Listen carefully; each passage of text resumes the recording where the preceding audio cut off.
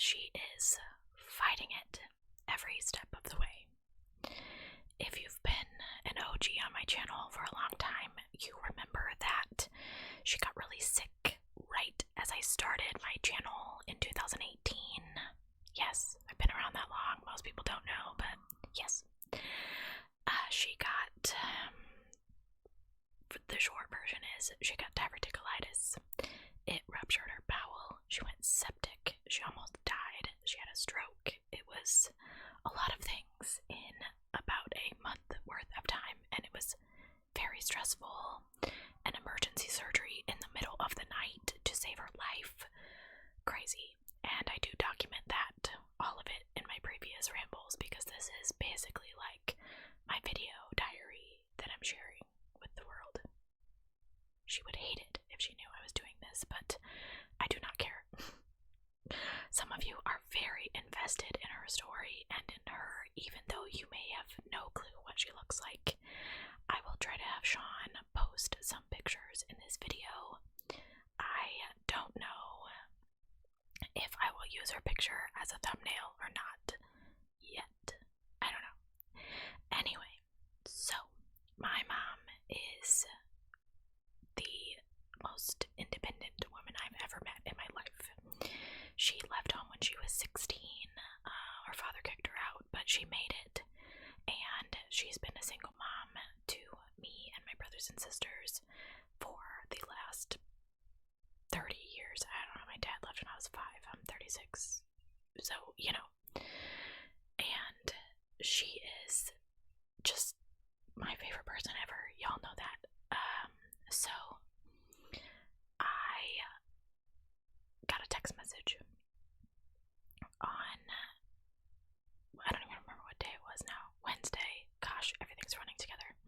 On Wednesday, that my mom was late for her hair appointment, and that the girl that does everyone's hair in my family, she's wonderful, was worried because sometimes she drives herself and sometimes she doesn't. Now, usually she doesn't drive that much, let me tell you. It's maybe once a month, maybe. And usually she does fine. She doesn't have any issues. She knows where she's going. She knows how to get home, etc. But we knew that there was a period of time when that would stop happening. Well, it stopped happening this week. So I called her and I was like, Mom, like, where are you? And she tells me that she is in the opposite town of where she should be. Like, she should have been lower right and she was upper left. It was like, I was like, Mom, like, where? And she's like, I'm trying to find her. I'm like, okay, well, just go back home and I'll take you this weekend. And I don't have an issue driving her anywhere. There's several people who would drive her wherever she wanted to go. She's just stubborn. So I said, do you know where you are? And she said, yeah. And she rattled it off. I said, okay, can you tell me how to get home? And she was like, I'm not an idiot. I've lived in this town my whole life. And I was like, well, no, you haven't, but okay, tell me how to get home. And she told me, like, directly how to get home. And I said, okay, go home and text me when you get there. And I also text my sister, and I was like, yo, text me when Mom gets home, because she's making me a little nervous now. So she's like, okay, I might stop one place first. And I was like, okay, thinking she's gonna go to Walmart, because where else is she gonna go? So this is around noon, and at 2:30 I get a text message from my sister, because I'm starting to worry too, that she is not at home yet. And so I call her and she doesn't answer, and my sister calls her and she tells my sister that she's out shopping and she'll be home in 10 minutes. So at 4 o'clock my sister calls her again and she's like, Mom, where are you? Like, you said to be home in 10 minutes, and that was at like 2:30. And my mom says, well, I'm on a road. And my sister says, well, what road? And she's like, you know, that road that I turned on. And my sister's like, no, I don't know what road you're on. Tell me where you are. And my mom says, I'm on the outskirts of town. I'm on my way home.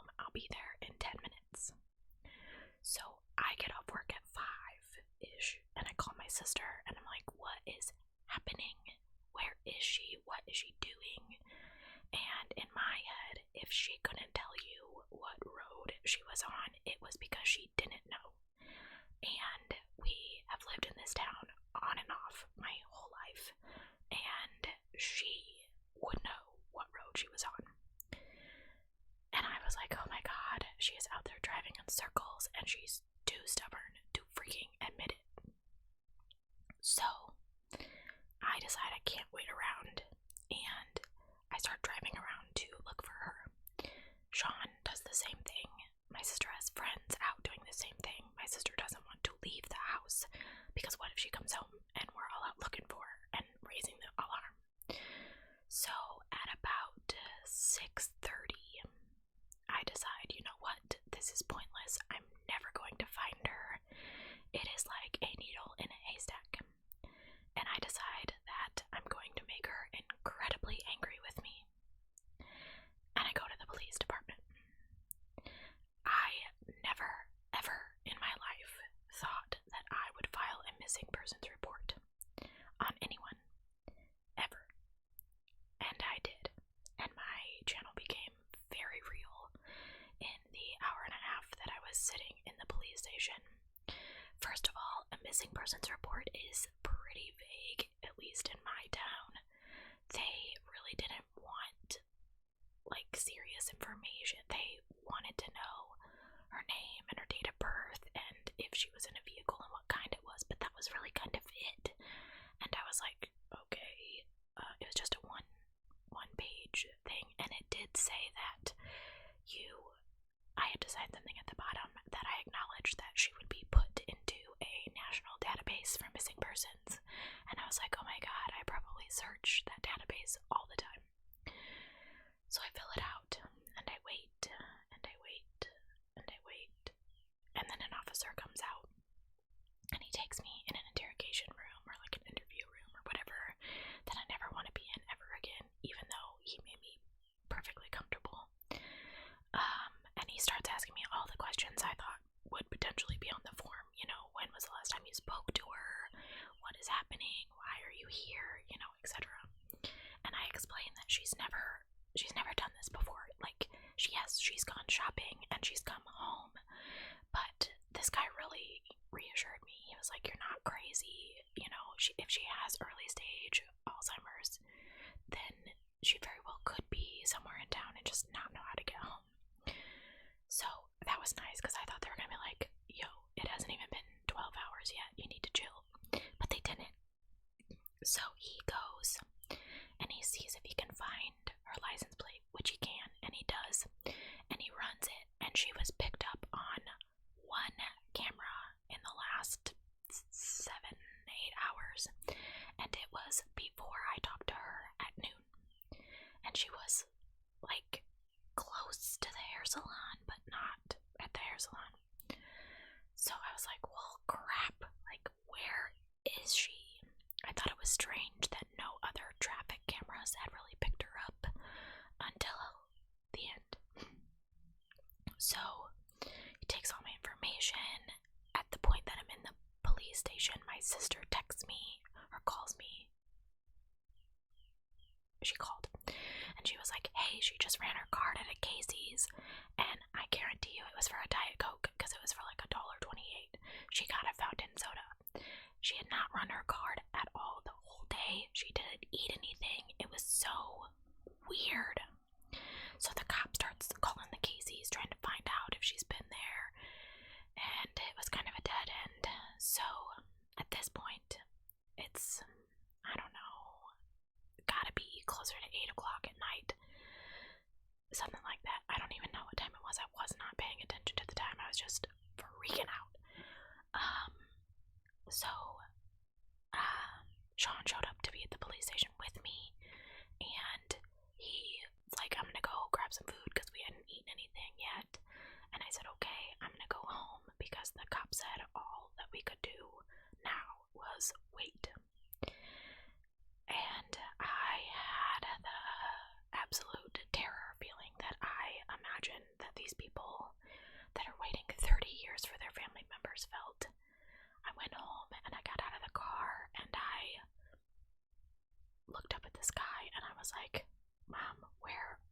you?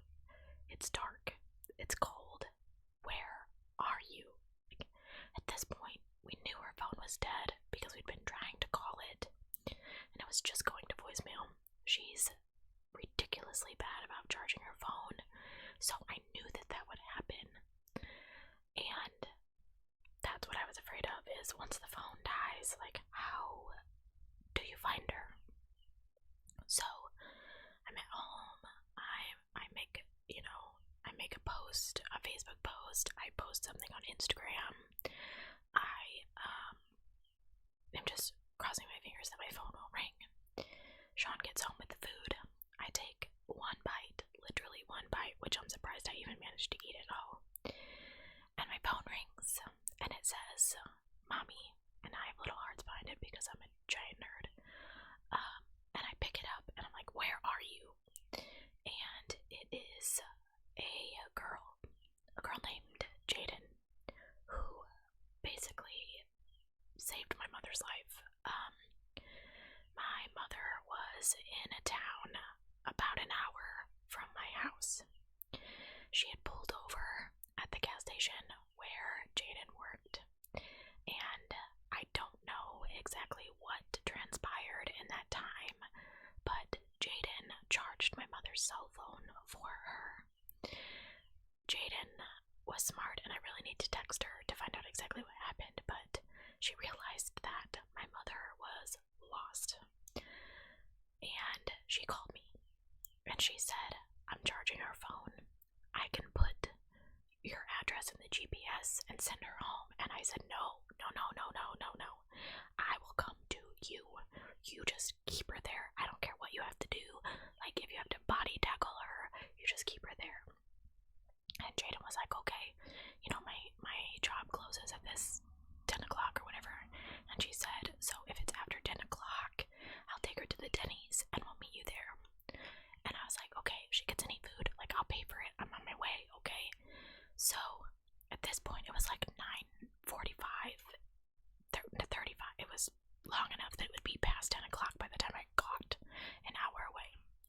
So we jump in Sean's truck. We go, because he needs gas. We stop at the gas station. We put gas in the truck, and the truck won't start. And I'm like, no, like, I have to get to my mother right now. No. I don't know what he did. I don't know. But we got the truck started, and I was like, no. And it wasn't very long. It was like 10 minutes. I was like, you gotta take me home. I want Betty, which is my car. And I was like, no, like, go. So we stop. Flip around. We go get my car. My car also needed gas because I only had like a quarter of a tank, and that was not enough to drive an hour there and an hour back. So we stop at the gas station. We get gas in Betty. I turn her back on, and all these lights pop on, like the anti-lock brake system, and the emergency brake light was lit. And I was like, what is happening? I need to go. So I put the car in park. I turn it off. I turn it back on, and it's fine. And I was like, forget it. We're going anyway. It doesn't even matter to me. So I drove out to this town that I've never been to in my life. Like, I knew sort of where it was, but I've never been there. So, and on the way there, we were about 15 minutes away, and we get a phone call, and it is the police department in that town, and they said that they had taken my mom to the police station because the gas station had closed. Okay, I'm coming.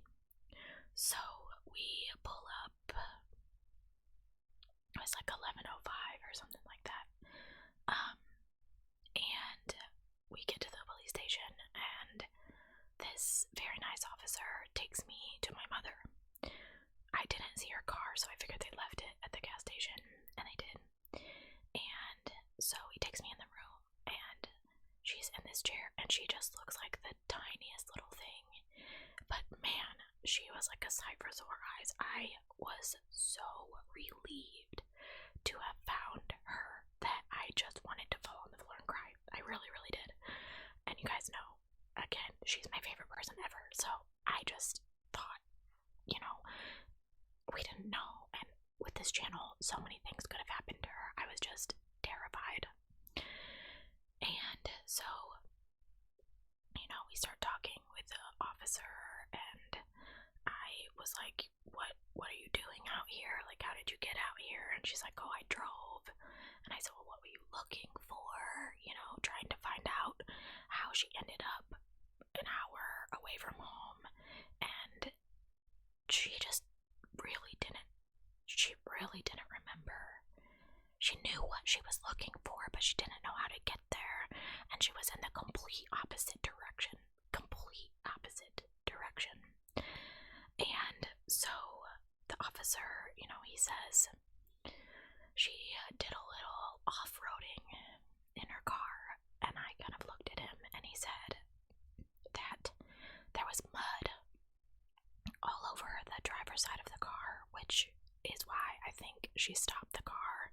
She couldn't see, like it was splashed up all over the side of the car, all over the windows, windshield, all of it. However she saw to get into that gas station, I do not know. And he said it looked as though she had hit something, and there was like grass in the undercarriage of the car, so he thought that she had definitely gone off the road at some point. They did search to see if anyone had filed like a hit and run report, and no one had, at least so far. But then he did the thing that made her absolutely furious. And he said, Miss Carol, I've only done this one other time in my career. And he said, I'm gonna have to take your driver's license. And she absolutely broke my dang heart when she was like, oh, please don't. And I was like, and she looked at me, as she always does. She looks at me for comfort or reassurance or for me to help her. And I couldn't because I had to let this officer take her driver's license, because if he didn't, then I would have to do it. And I'm really not strong enough to say no to my mother in that type of way. I regret it now because I wish that I had been, because this would not have happened. Anyway, so he said, okay, well, you're free to go.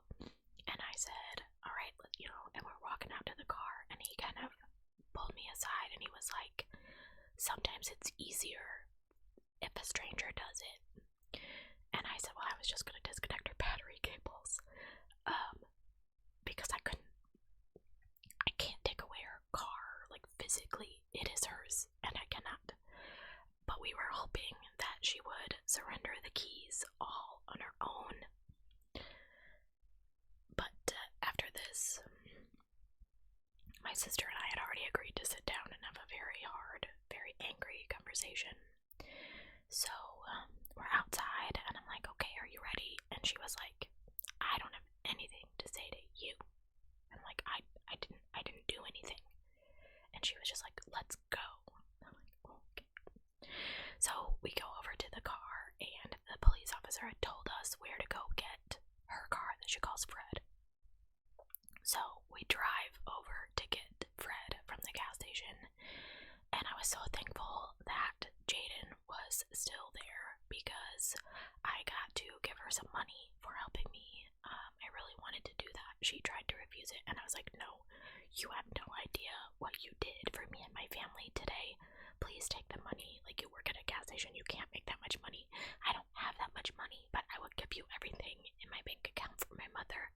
Please take this money.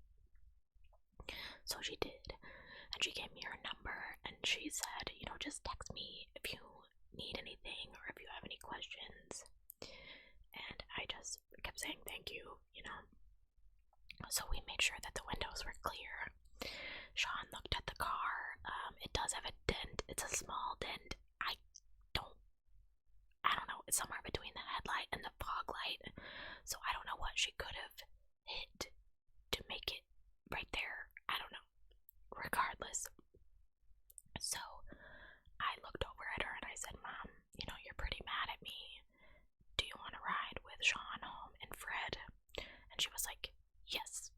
Gets out of the car, stomps over to her car, gets in the car, and I was like, okay, I'll just drive home by myself then. She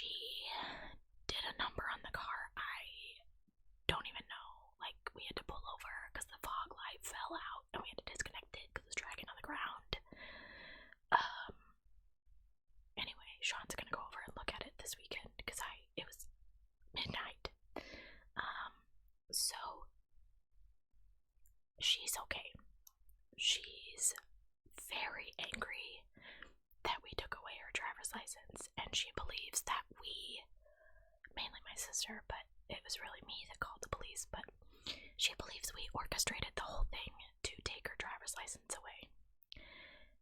Yes, Mom, I orchestrated you getting lost for 12 hours and taking 10 years off my life and giving me a heart attack before I'm 40 and some more gray hair. Yes, I orchestrated that whole thing. When we got home, I went over to walk her inside and she, wouldn't let me take her arm or anything like I always do. And I was like, in the tiniest little voice, I was like, I love you. And she just didn't say anything. And I was like, look, you don't have to like me right now, but you still have to love me, so I'm gonna need you to say it back. And she looks back at me and she says, you're still my baby child. And she goes inside, and my heart just, and I was so sad, because you just don't know what will happen, and I needed her to tell me that she loved me, and she didn't. Anyway, so I got about 2 hours of sleep. Thank God I only had to work a half a day yesterday. And then she called me yesterday and she was like, did you call me? Real snippy And I was like, well, I called you yesterday. And she was like, oh, well, my phone is still messed up, so I thought maybe you needed something. And I was like, no, I don't need anything. And she was like, okay, well, bye. And I was like, I love you. And she said, bye. And she hung up. And I was like, oh, still mad. Okay. So, yeah. I'm gonna go over there on Sunday, like I almost always do. I have another plant for her, so maybe the ice will soften. I totally understand why she's mad. I really, really do. I do, because it's taking away your freedom, and she doesn't think she did anything wrong. She was just out cruising. She had a nice day. She was feeling good. She wanted to drive Fred, which she never gets to do, and it was beautiful out, and she doesn't remember if she hit anything, if she went off-road. She says that she hit a pothole and she got stuck, and that's where the mud came from, which could be entirely possible because it's only on one side of the car.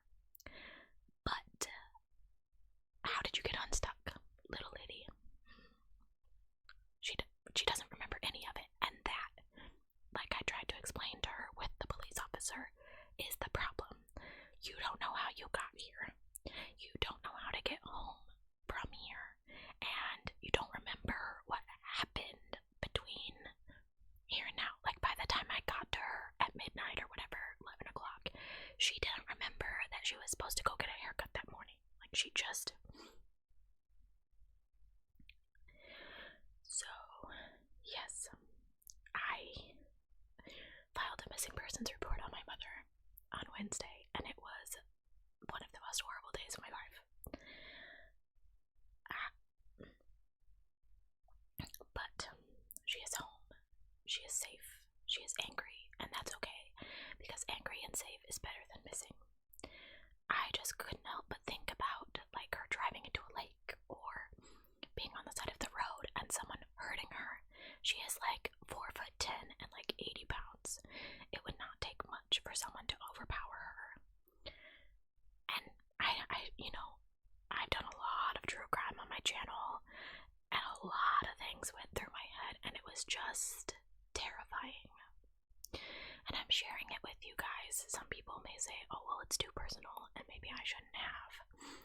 But I'm sharing it with you guys because a lot of you follow me on Instagram, which is great, and I love it, and please message me. And you saw, I made a post, and I was like, my mother has been missing. I'm at the police station, and then I made a video where I was crying, and it was bad. I'm not an attractive crier, by the way. And then I made a post that she was home and safe. But I wanted to tell you the whole story because I know that a lot of you have family members with dementia, and you've gone through stuff like this, and maybe you just need to talk about it like I needed to talk about it, only I didn't have anybody really to talk about it with except my sister. And that was fine. My sister and I had a fight somewhere around her birthday, and things have not been the same since then. And I hate that, because she was my best friend, and she's still my sister, and I still love her, but best friends anymore. I wish we could be, and I know she'll probably watch this, and, you know, hey, I want to make up, friend. But I don't really have a best friend, so, I mean, Sean, but I didn't have anybody I could call because I was freaking out. I know that's stupid, it's stupid, but I just needed, like, somebody to reassure me that everything was gonna be fine, and Sean's really not that kind of guy. He'll say it if I ask him to say it, but he won't volunteer the information, if that makes sense. Like, he was out looking for her, and I didn't know where he was, and I was like, hello, where are you? And he shows up at home, and he's like, I'm driving around town, what, like, I'm like, oh, you could have told me that, dude, because now I think you're missing, too. Anyway, I was overreacting, okay? But, let's see, what else is going on? Nothing. I'm going on vacation. My nurse practitioner is on maternity leave at my job, and we were told that we had to use some of our vacation time while she was gone. So we're taking a vacation. People might think it's crazy to do so in a pandemic, but I was basically told I had to. Yes, I could do a staycation and stay at home, but I'm not gonna do that. Shauna and I have both been vaccinated. We are very, very careful, but we're going to Florida.